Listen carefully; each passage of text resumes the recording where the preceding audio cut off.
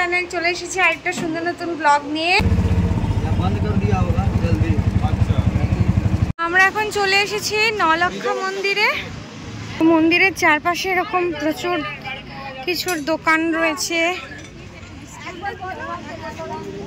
বাহ, এগুলো তো বেশ সুন্দর।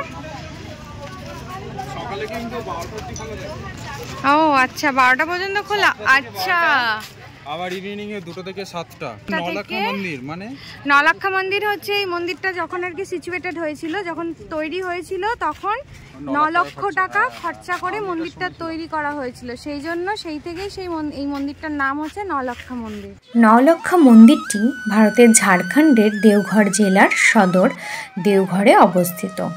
দেওঘর হিন্দুদের জন্য একটি বিখ্যাত তীর্থস্থান, কারণ এখানে হিন্দু ধর্মের 12টি জ্যোতির্লিঙ্গের মধ্যে একটি বৈদ্যনাথ মন্দির অবস্থিত।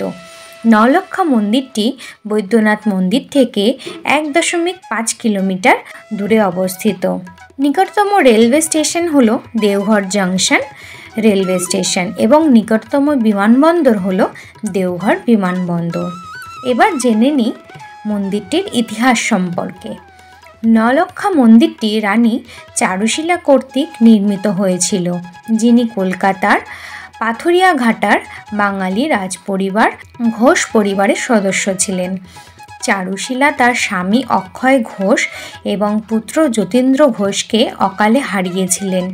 এটি তাকে বিধ্বস্ত করে, যার ফলে তিনি শান্তির সন্ধানে তার বাড়ি ছেড়ে চলে যান। পরে দেওঘরে থাকাকালীন চারুশীলা সন্ত বালানন্দ ব্রহ্মচারীর সাথে দেখা করেছিলেন। তার পরামর্শে তিনি নলক্ষা মন্দির নির্মাণের সিদ্ধান্ত নেন। এই নির্মাণের জন্য 9 লক্ষ টাকা যার ফলে এটি নলক্ষা নাম লাভ করে। মন্দিরটি 1940 সালে সম্পন্ন হয়। মন্দিরটি 146 ফুট বা 45 মিটার উঁচু। এটি গ্রানাইট এবং মার্বেল দিয়ে তৈরি এবং বালানন্দ ব্রহ্মচারীর মূর্তি রয়েছে। এর প্রবেশপথে রানী চারুশীলার একটি ভাস্কর্যও রয়েছে। স্থাপত্য নকশা বেলুড় মঠের রামকৃষ্ণ মিশনের মতো। এত সুন্দর মন্দিরটা, নামে সব খুব সুন্দর মন্দিরটা, ভীষণ সুন্দর। মাসি আছে? হ্যাঁ, দাঁড়াও, এই বটিটা মাসি নিল। চলো।